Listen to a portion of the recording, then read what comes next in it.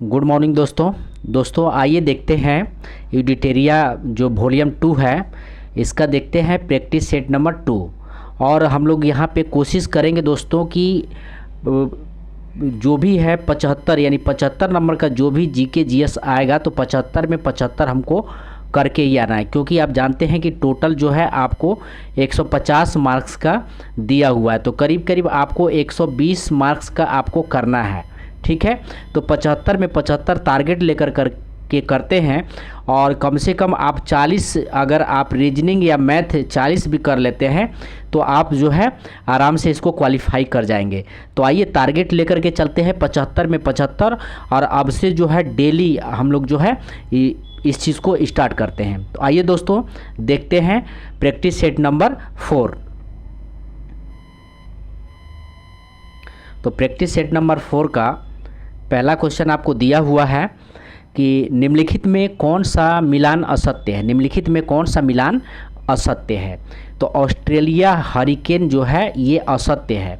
Australia में जो है चक्रवात को क्या बोला जाता है, तो बीली बीली बोला जाता है। ध्यान रखेंगे, ऑस्ट्रेलिया में चक्रवात को बीली बीली चक्रवात आता है, जबकि हरिकेन जो है ये अटलांटिक महासागर या कैरेबियन द्वीप समूह में आता है। अटलांटिक महासागर या कैरेबियन द्वीप समूह में कौन सा आता है, तो हरिकेन आता है। और उसके बाद दक्षिण पूर्व अमेरिका में टारनेडो के नाम से जाना जाता है। दक्षिण पूर्व अमेरिका में टारनेडो के नाम से जाना जाता है। पश्चिमी प्रशांत महासागर में टाइफून के नाम से जाना जाता है और हिंद महासागर में इसको चक्रवात कहते हैं। आइए नेक्स्ट प्रश्न देखते हैं। निम्न में कौन सा शीतोष्ण मरुस्थल नहीं है। निम्न में कौन सा शीतोष्ण मरुस्थल यानी कोल्ड डिजर्ट नहीं है।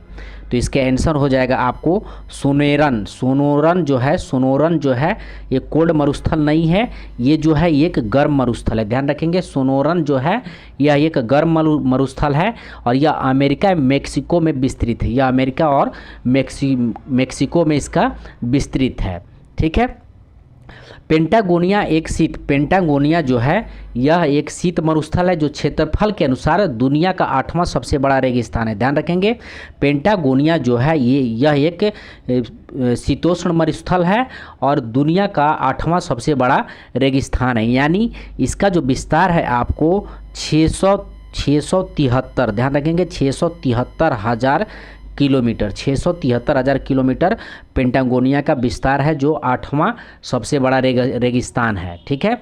यह मुख्य रूप से अर्जेंटीना में स्थित है। यह मुख्य रूप से कहाँ है, तो अर्जेंटीना में स्थित है। उसके बाद काराकुम मरुस्थल जो है तुर्कमेनिस्तान में स्थित है। काराकुम मरुस्थल तुर्कमेनिस्तान में स्थित है। यह रेगिस्तान कैस्पियन सागर के पश्चिम किनारे पूर्व एवं अमू दरिया नदी के पश्चिम तक पर फैला हुआ है। आइए नेक्स्ट प्रश्न देखते हैं। निम्न में कौन सा नदी 5 देशों की राजधानियों से गुजरती है। निम्न में कौन सी नदी 5 देशों की राजधानियों से गुजरती है। तो ये आपका हो जाएगा डेन्यूब नदी। डेन्यूब नदी जो है 5 राज्यों से जो है गुजरती है। जी डेन्यूब नदी जो है आपको जर्मनी के ब्लैक फॉरेस्ट पर्वत से निकलती है। ध्यान रखेंगे, डेन्यूब नदी जो है जर्मनी के ब्लैक फॉरेस्ट पर्वत से निकलती है। यूरोपीय देश की 5 राजधानी कौन कौन है, तो बुकारेस्ट यानी रोमानिया। ठीक है, बुकारेस्ट यानी रोमानिया की राजधानी क्या है, तो बुकारेस्ट। ध्यान रखेंगे, रोमानिया की राजधानी बुखारेस्ट। उसके बाद जो है ब्रातिस्लावा जो स्लोवेनियन की राजधानी है और बेलग्रेड जो यूगोस्लाविया की राजधानी है। बुडापेस्ट जो हंगरी की राजधानी है और वियना जो ऑस्ट्रिया की राजधानी है। इन शहरों से जो है डेन्यूब नदी गुजरती है। ठीक है। गुजरने के बाद जो है ये काला सागर में गिरती है। डेन्यूब नदी जो है गुजरने के बाद ये काला सागर में गिरती है और वोल्गा नदी के बाद डेन्यूब यूरोप की दूसरी सबसे लंबी नदी है। ध्यान रखेंगे, यूरोप की सबसे दूसरी नदी जो है डेन्यूब नदी है और वोल्गा नदी जो है यूरोप की सबसे लंबी नदी जो है आपको वोल्गा नदी है। वोल्गा नदी के बाद डेन्यूब नदी यूरोप के सबसे दूसरी सबसे लंबी नदी है, ध्यान रखेंगे। आइए नेक्स्ट देखते हैं, निम्न में कौन सा द्वीप क्षेत्रफल में सबसे बड़ा है? निम्न में कौन सा द्वीप क्षेत्रफल में सबसे बड़ा है? तो इसका आंसर हो जाएगा आपको न्यू गिनी, यानी दिए हुए विकल्प में जो है न्यू गिनी सबसे बड़ा है। ठीक है, जो प्रशांत महासागर में स्थित है। न्यू गिनी कहाँ स्थित है? तो प्रशांत महासागर में स्थित है। उसके बाद आता है, न्यू गिनी के बाद आता है आपको बोर्निया का स्थान आता है, बोर्निया का स्थान आता है। उसके बाद मेडागास्कर का स्थान आता है। उसके बाद जो है सुमात्रा का स्थान आता है। दुनिया का सबसे बड़ा द्वीप जो है कौन सा है? तो वो है, आप ध्यान रखेंगे, ग्रीनलैंड है। ग्रीनलैंड है, जिस पे जो है अधिकार किसका है? तो डेनमार्क का अधिकार है। ध्यान रखेंगे, ग्रीनलैंड जो उत्तरी अटलांटिक में स्थित है, जो उत्तरी अटलांटिक में स्थित है। ठीक है, दूसरा सबसे बड़ा जो द्वीप है ये है आपको न्यू गिनी। दूसरा सबसे बड़ा द्वीप जो है ये न्यू गिनी है। पहला है ग्रीनलैंड, दूसरा है आपको न्यू गिनी है, जो दक्षिण पश्चिम प्रशांत क्षेत्र में स्थित है। और तीसरा सबसे बड़ा द्वीप जो है ये बोर्निया है। तीसरा सबसे बड़ा द्वीप जो है बोर्निया है, जो मध्य प्रशांत में स्थित है। और चौथा सबसे बड़ा जो द्वीप है वो है आपको मेडागास्कर। चौथा बड़ा सबसे जो द्वीप है वो है मेडागास्कर, जो हिंद महासागर में स्थित है। आइए नेक्स्ट देखते हैं, करेवा भू आकृति कहाँ पाई जाती है? करेवा भू आकृति जो है कहाँ पाई जाती है? तो ये पाई जाती है आपको कश्मीर हिमालय में। करेवा भू आकृति जो है ये कश्मीर हिमालय में पाई जाती है। ठीक है, करेवा कश्मीर घाटी के झील निक्षेप है। ध्यान रखेंगे, करेवा जो है कश्मीर घाटी के झील निक्षेप से है, बना हुआ है। ठीक है, करेवा जो है प्रसिद्ध है जहाँ केसर एवं जफरान की खेती होती है। करेवा के लिए प्रसिद्ध है जहाँ केसर एवं जफरान की खेती होती है। आइए नेक्स्ट प्रश्न देखते हैं, निम्न महासागरीय धाराओं में कौन सा सी प्रशांत महासागर से संबंधित नहीं है? 6 नंबर क्वेश्चन। तो इसका आंसर हो जाएगा आपको कनारी। कनारी जो है प्रशांत महासागर से संबंधित नहीं है। ठीक है, बाकी जो है क्यूरोसिबो जो है प्रशांत महासागर से है, हम्बोल्ट भी ये प्रशांत महासागर से, और कैलिफोर्निया भी जो है ये प्रशांत महासागर से संबंधित है। आइए नेक्स्ट प्रश्न देखते हैं, भारतीय जनगणना 2011 के अनुसार बिहार का लिंग अनुपात क्या है? बिहार का लिंग अनुपात क्या है? तो ये बिहार का लिंग अनुपात कितना है? तो 918। ध्यान रखेंगे, बिहार का लिंग अनुपात क्या है? तो 918 है जनगणना 2011 के अनुसार, ये भी ध्यान रखेंगे। और सर्वाधिक लिंग अनुपात वाला जिला कौन सा है? तो गोपालगंज है। और सबसे कम लिंग अनुपात वाला जिला कौन सा है? तो मुंगेर है। और राज्य की कुल साक्षरता कितना है? तो 61.80% है। और सर्वाधिक साक्षरता वाला जिला कौन है? तो रोहतास है। ध्यान रखेंगे, सर्वाधिक साक्षरता वाला जिला जो है रोहतास है। और सबसे कम साक्षरता वाला जिला कौन है? तो पूर्णिया है। सबसे कम साक्षरता वाला जिला पूर्णिया है। और कुल महिला साक्षरता दर कितना है? कुल महिला साक्षरता दर, तो ये आप ध्यान रखेंगे 51 आपको जो है 50%, 51.50% जो है कुल महिला साक्षरता दर है। और कुल पुरुष साक्षरता दर कितना है? तो 71.20% जो है कुल पुरुष साक्षरता दर है। ठीक है, और सर्वाधिक महिला साक्षरता वाला जिला कौन है? तो ये भी रोहतास है। और सबसे कम महिला साक्षरता वाला जिला कौन है? तो सहरसा है। ध्यान रखेंगे, सबसे कम महिला साक्षरता वाला जिला है कौन सा है? तो सहरसा है। और सर्वाधिक पुरुष साक्षरता वाला जिला कौन है? सर्वाधिक पुरुष साक्षरता वाला जिला कौन है? तो रोहतास है। और सबसे कम पुरुष साक्षरता वाला जिला कौन है? तो पूर्णिया है। सबसे कम पुरुष साक्षरता वाला जिला कौन है?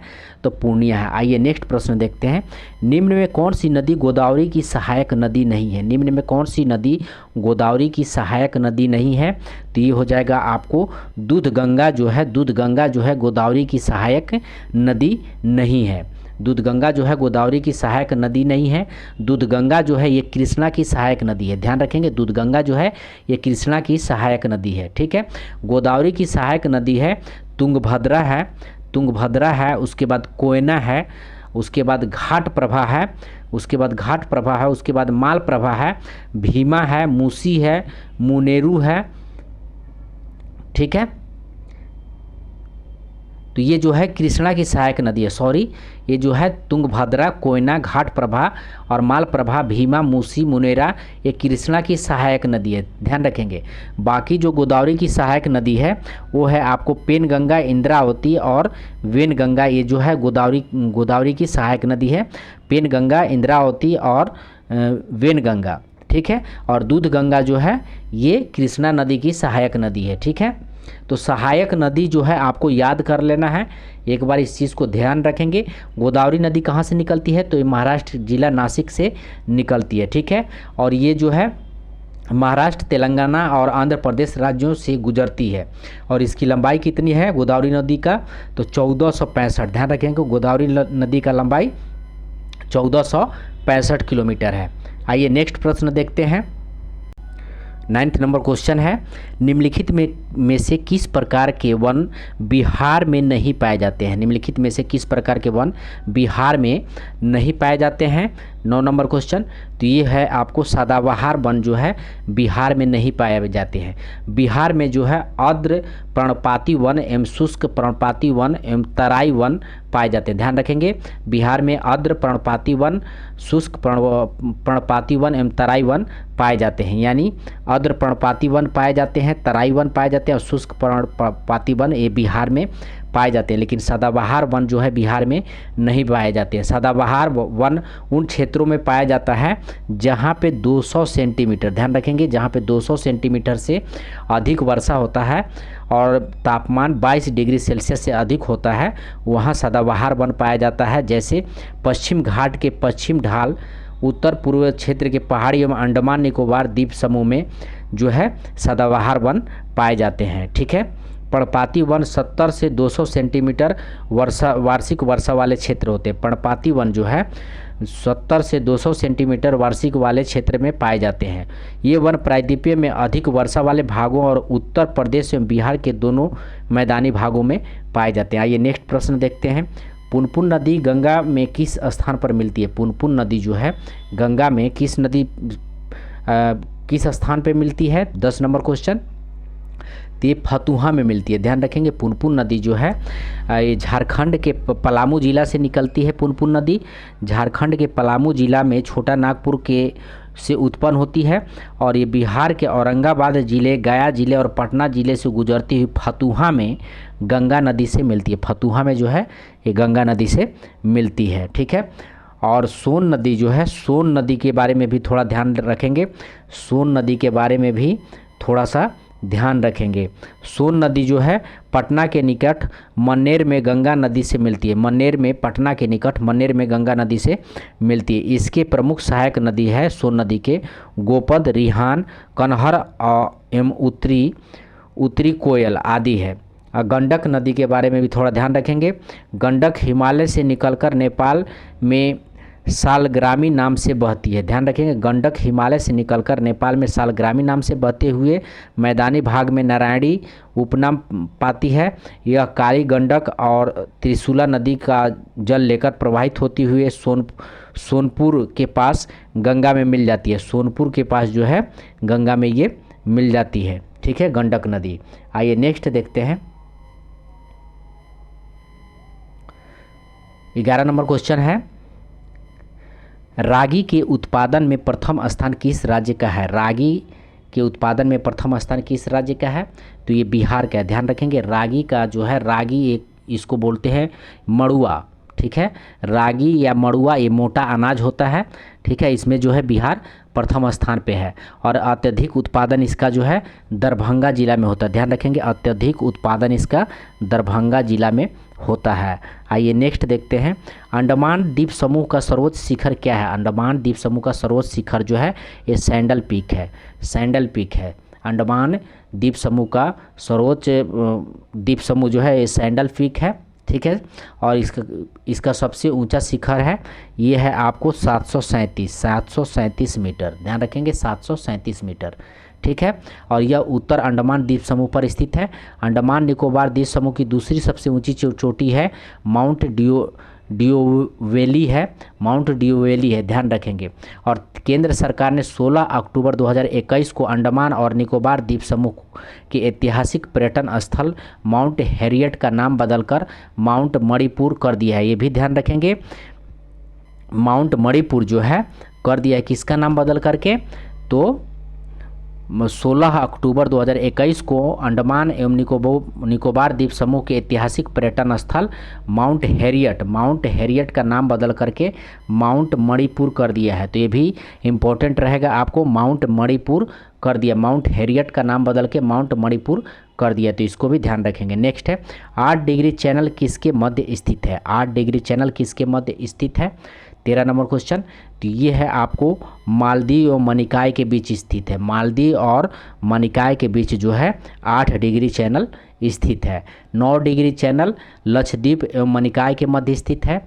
9 डिग्री चैनल जो है लक्षद्वीप एवं मनिकाय के मध्य स्थित है। और 10 डिग्री चैनल जो है लघु अंडमान एवं कार निकोबार के मध्य स्थित है। 10 डिग्री चैनल लघु अंडमान एवं कार निकोबार के मध्य स्थित है।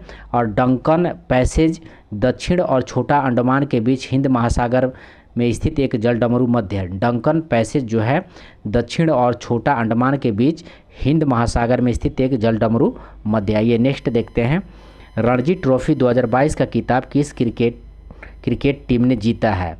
रणजी ट्रॉफी 2022 का खिताब किस क्रिकेट टीम ने जीता है? 14 नंबर क्वेश्चन। तो ये मध्य प्रदेश ने जीत लिया, मध्य प्रदेश जीत लिया, ध्यान रखेंगे। मध्य प्रदेश ने साल 2022 में इतिहास रच दिया है, क्योंकि मध्य प्रदेश ने बेंगलुरु के एम चित्रास्वामी स्टेडियम में हुए फाइनल मुकाबले में, ध्यान रखेंगे, बेंगलुरु के एम चित्रास्वामी स्टेडियम में हुए फाइनल मुकाबले की टीम में मुंबई को 6 विकेट से हराकर अपना पहला रणजी ट्रॉफी जीता है। आदित्य श्रीवास्तव के नेतृत्व में टीम ने 41 बार का चैंपियन मुंबई को हराया है। 41 बार का चैंपियन कौन रहा था? तो ये मुंबई रहा था, मुंबई को हराया है। कौन जीता है? तो ये रणजी ट्रॉफी जो है ये मध्य प्रदेश ने जीत लिया, ध्यान रखेंगे, मध्य प्रदेश ने जीत लिया है, ठीक है। और ये कहाँ हुआ था? तो बेंगलुरु के एम चिन्ना स्वामी स्टेडियम में, ध्यान रखेंगे, एम चिन्ना स्वामी स्टेडियम में हुआ था। नेक्स्ट देखते हैं, निम्नलिखित में से किस बौद्ध भिक्षु के आग्रह पर महात्मा बुद्ध ने बौद्ध संघ में स्त्रियों को प्रवेश देना स्वीकार किया था? तो ये आनंद के कहने पे, आनंद के कहने पे जो है बौद्ध जो है महात्मा बुद्ध ने जो है ये स्त्रियों को प्रवेश दिया था, ठीक है। और सबसे पहली स्त्रियां कौन प्रवेश की थी? तो ये आपको, ठीक है, तो ये आनंद के कहने पे ही हुआ था। आइए नेक्स्ट देखते हैं, महात्मा बुद्ध का जन्म कहाँ हुआ था? महात्मा बुद्ध का जन्म कहाँ हुआ था?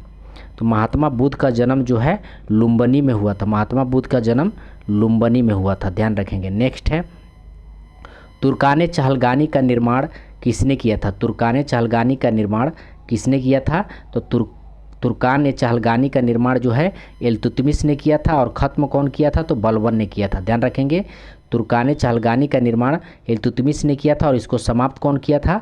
तो बलबन ने किया था, ठीक है। नेक्स्ट देखते हैं, मज्म उल बहरीन या 2 समुद्रों का संगम की रचना किसने की थी? 18 नंबर क्वेश्चन। तो ये किया था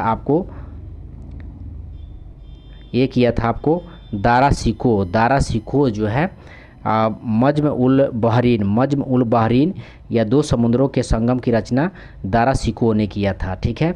आइए नेक्स्ट देखते हैं, बम्बई का वास्तविक संस्थापक कौन था? बम्बई का वास्तविक संस्थापक कौन था? तो बम्बई का वास्तविक संस्थापक गैरलोड एंगियार था, ध्यान रखेंगे। बम्बई का वास्तविक संस्थापक गैरलोड एंगियार था, ठीक है। नेक्स्ट देखते हैं, 1857 की क्रांति में सर्वप्रथम कहाँ से प्रारंभ हुआ था? 1857 की क्रांति सर्वप्रथम कहाँ से प्रारंभ हुआ था? तो ये मेरठ से प्रारंभ हुआ था। 1857 की क्रांति जो है मेरठ से प्रारंभ हुआ था। 10 मई 1857, ध्यान रखेंगे, 10 मई 1857 के संध्या को मेरठ में हुई थी, ठीक है। आइए नेक्स्ट देखते हैं, भारत के राष्ट्रीय गीत वंदे मातरम के लेखक कौन है? भारत के राष्ट्रीय गीत वंदे मातरम के लेखक कौन है? तो ये बंकिम चंद्र चटर्जी हैं। इनके जो है आनंद मठ से ये जो है गीत लिया गया था, आनंद मठ क्या है? एक उपन्यास है, ठीक है।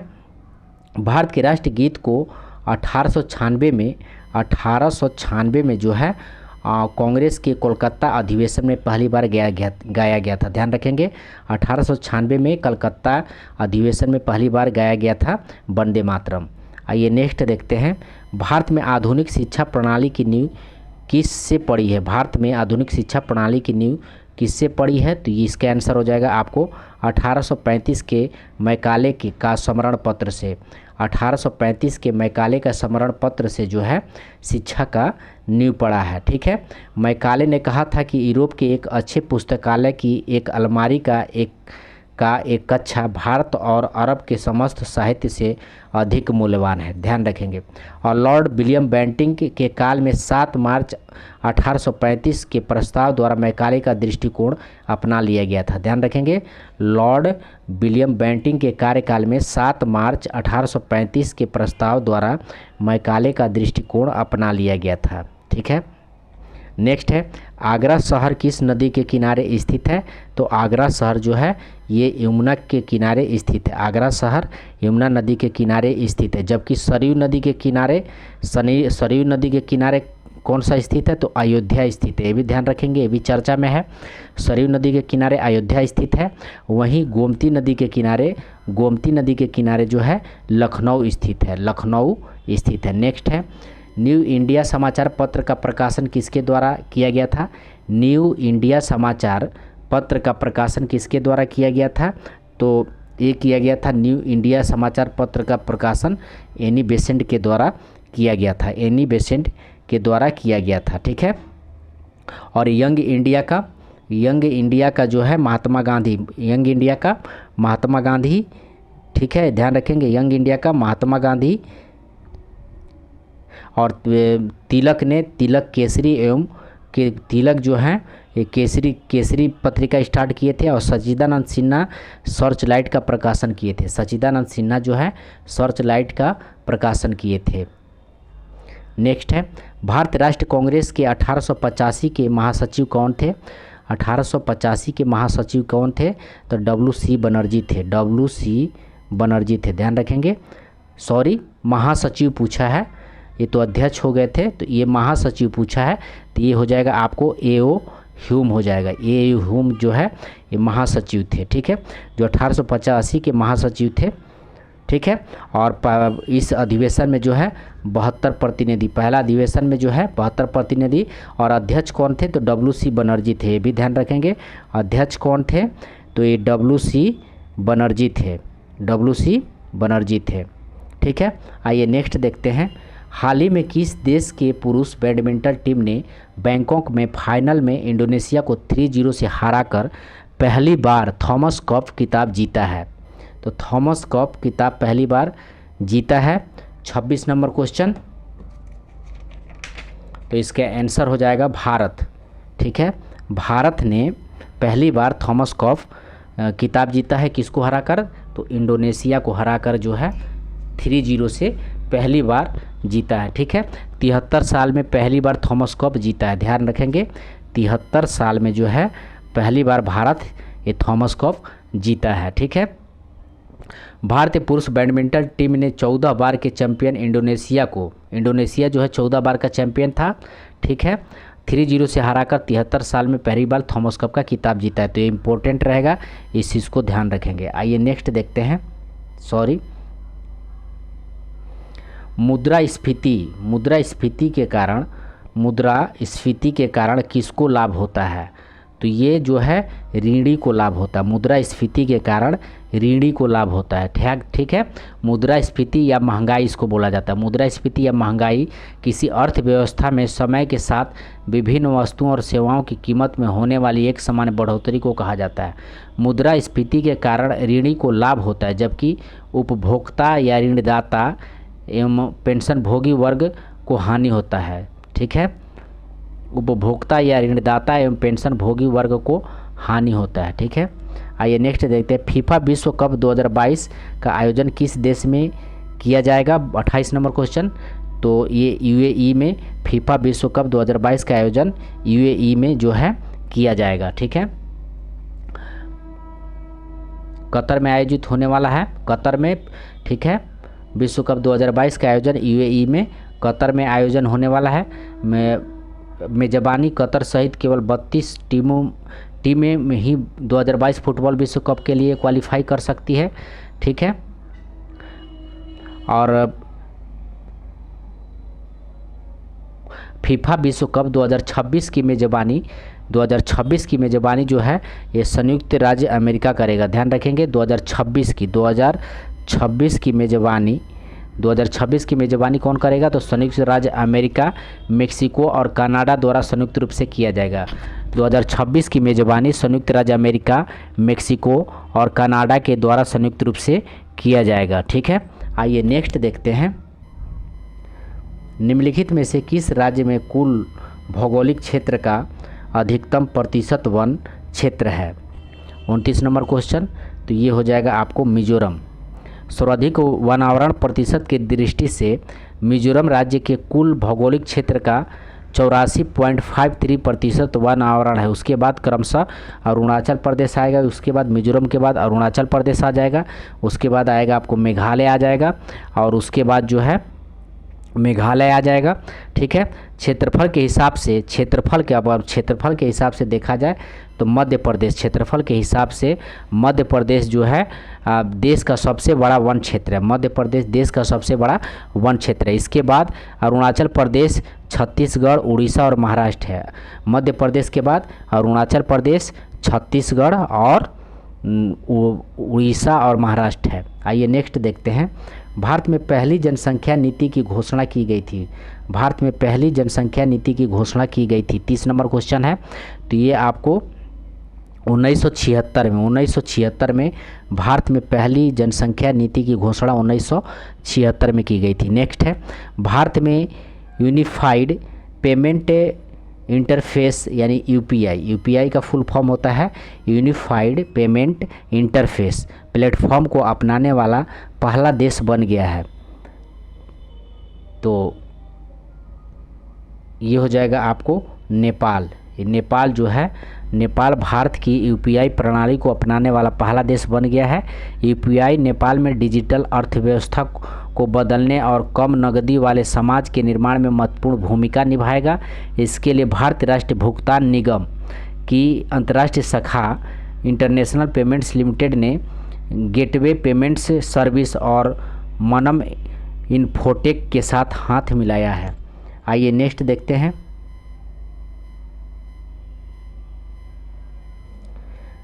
सर्वहारी जंतु किस वर्ग में आते हैं? 32 नंबर क्वेश्चन। तो सर्वहारी जंतु जो है ये द्वितीय उपभोक्ता होते हैं। सर्वहारी जंतु जो है ये द्वितीयक उपभोक्ता होते हैं। ध्यान रखेंगे, सर्वहारी जंतु जो है द्वितीय उपभोक्ता होते हैं। ऐसे जीव जंतु या जानवर जो शाकाहारी और मांसाहारी दोनों होते हैं उन्हें क्या कहते हैं? सर्वहारी जंतु कहलाते हैं। द्वितीयक उपभोक्ता वे जानवर हैं जो प्राथमिक उपभोक्ता को खाते हैं, हालांकि इनका सेवन तृतीय उपभोक्ता द्वारा किया जाता है। द्वितीयक उपभोक्ता या तो मांसाहारी या सर्वहारी हो सकते हैं, ये भी ध्यान रखेंगे। नेक्स्ट है, बिहार में अधिकतम औसत वार्षिक वर्षा किस जिले में होता है? बिहार में अधिकतम औसत वार्षिक वर्षा किस जिले में होता है? 33 नंबर क्वेश्चन। तो ये किशनगंज में होता है। बिहार में अधिकतम औसत वार्षिक वर्षा किस जिले में होता है? तो किशनगंज में होता है। ठीक है, आइए जून के दूसरे सप्ताह तक मानसून का प्रवेश बिहार में हो जाता है। जून के दूसरे सप्ताह तक मानसून का प्रवेश बिहार में हो जाता है। ठीक है, आइए नेक्स्ट देखते हैं। और बिहार का सबसे गर्म जिला कौन सा है? बिहार का सबसे गर्म जिला जो है ये गया है। बिहार का सबसे गर्म जिला गया है। और बिहार का सबसे ठंडा जिला भी गया भी है, ध्यान रखेंगे। अब बिहार में सर्वाधिक वर्षा किशनगंज में तथा सबसे कम वर्षा जो है ये औरंगाबाद में होता है। सबसे कम वर्षा औरंगाबाद में होता है। आइए नेक्स्ट देखते हैं। कवक फफूंद द्वारा कौन सा रोग होता है? कवक फफूंद द्वारा कौन सा रोग होता है? 34 नंबर क्वेश्चन है। तो ये दाद होता है। कवक फफूंद द्वारा जो है दाद होता है। ठीक है, जबकि लकवा एवं गर्गी तंत्र में गड़बड़ी के कारण होता है। लकवा एवं गर्गी तंत्रिका तंत्र में गड़बड़ के कारण होता है। ठीक है, लकवा एवं गर्गी तंत्रिका तंत्र में गड़बड़ के कारण होता है। लकवा उच्च रक्तचाप एवं निम्न रक्त दाब दोनों स्थिति में होता है। टाइफाइड बुखार एक संक्रमण है जो दूषित भोजन और पानी के माध्यम में से फैलता है। ठीक है, आइए नेक्स्ट देखते हैं। ठंडी और शुष्क परिस्थितियों में 35 नंबर क्वेश्चन देखते हैं। बीजों का सर्वोत्तम संरक्षण किस परिस्थिति में होता है? बीजों का सर्वोत्तम संरक्षण किस परिस्थिति में होता है? तो ये होता है आपको ठंडी और शुष्क परिस्थितियों में होता है। ठीक है, नेक्स्ट है 36 नंबर क्वेश्चन। वैश्विक तापमान से क्या संभावना हो सकती है? वैश्विक तापमान से क्या संभावना हो सकती है? तो ये हो सकती है आपको उपयुक्त सभी, यानी समुद्र के स्तर में वृद्धि, फसल के स्वरूप में परिवर्तन, द्वीपीय देशों का खतरा।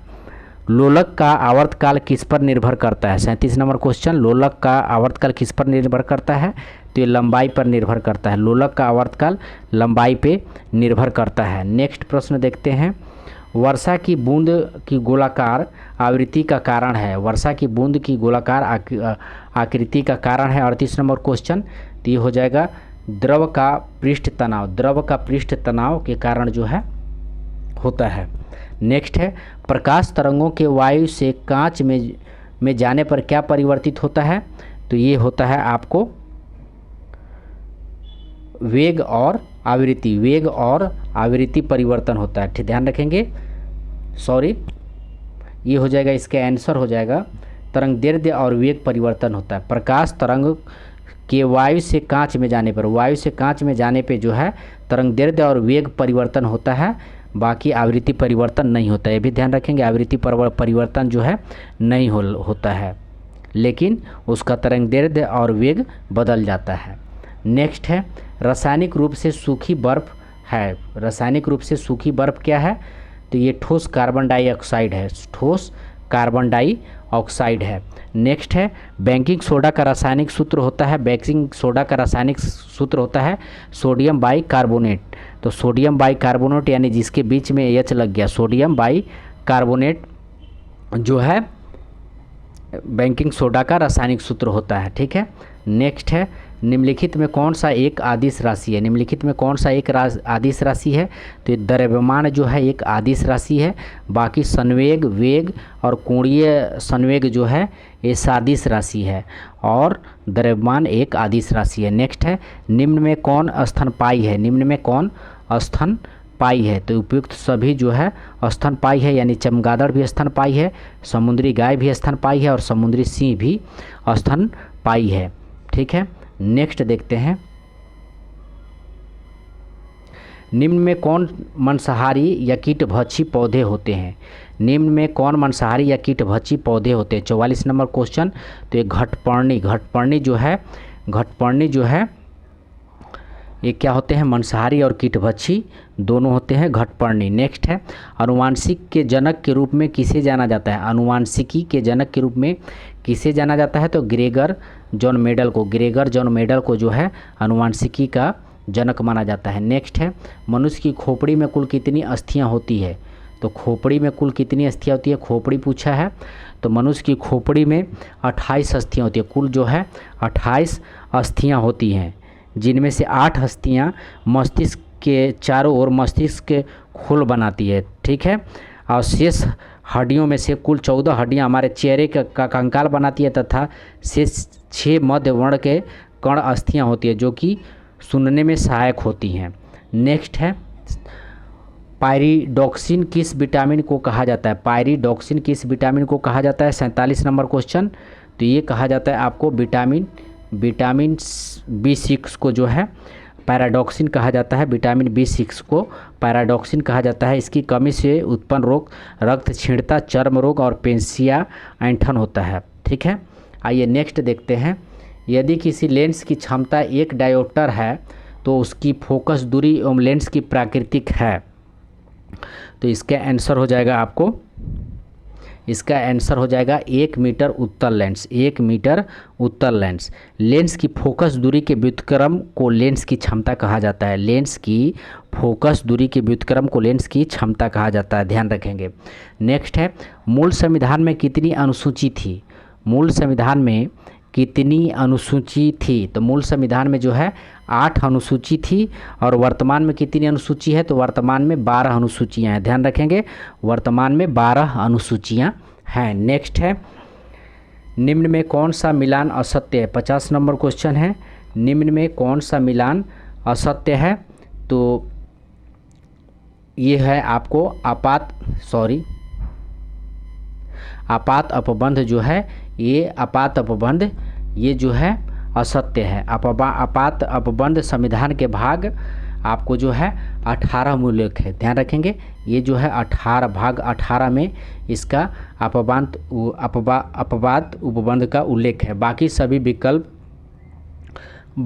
विकल्प जो है सही है। देख लेते हैं। मौलिक अधिकार भाग 3 में है, मौलिक कर्तव्य 4A में है, और राजभाषा भाग आपको जो है राजभाषा जो है 17 में, राजभाषा भाग 17 में है, राजभाषा भाग 17 में है। नेक्स्ट है, संविधानेतर संस्था है, संविधानेतर संस्था है 51 नंबर क्वेश्चन। तो ये जो है ये आपको मानवाधिकार आयोग जो है संविधानेतर संस्था है, जिसका गठन मानवाधिकार संरक्षण अधिनियम 1993 द्वारा किया गया था। 1993 द्वारा किया गया है। अन्य तीनों संस्थाओं का उल्लेख संविधान में है, अन्य तीनों संस्थाओं का उल्लेख जो है संविधान में है। बाकी जो है इसको वैधानिक या संविधानेतर कहा जाता है। तो ये शब्द को थोड़ा ध्यान रखेंगे, वैधानिक या संविधानेतर संस्था कहा जाता है, ठीक है। 52 नंबर क्वेश्चन देखते हैं। निम्नलिखित में कौन कैबिनेट मिशन का सदस्य नहीं थे?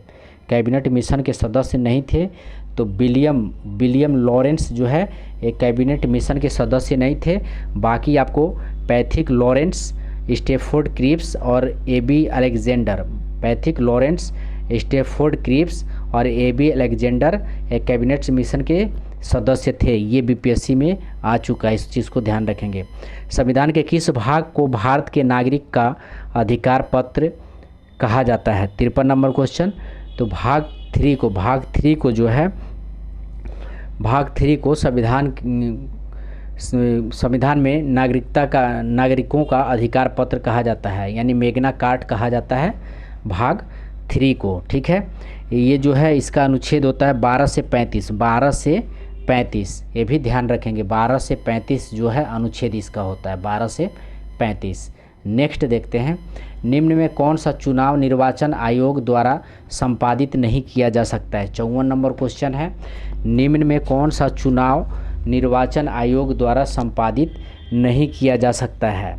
तो इसका आंसर हो जाएगा आपको D, यानी स्थानीय निकायों को जो है चुनाव निर्वाचन आयोग द्वारा संपादित नहीं किया जा सकता है। नेक्स्ट है, भारतीय संविधान के संवैधानिक सलाहकारों के रूप में किसे जाना जाता है? 55 नंबर क्वेश्चन। तो ये जाना जाता है आपको BN राव को जाना जाता है, BN राव को जाना जाता है। नेक्स्ट है, भारत की संविधान सभा ने राष्ट्र ध्वज को सर्वप्रथम कब स्वीकार किया था? राष्ट्र ध्वज को सर्वप्रथम कब स्वीकार किया था? तो ये 22 जुलाई 1947 को राष्ट्र ध्वज को स्वीकार किया था।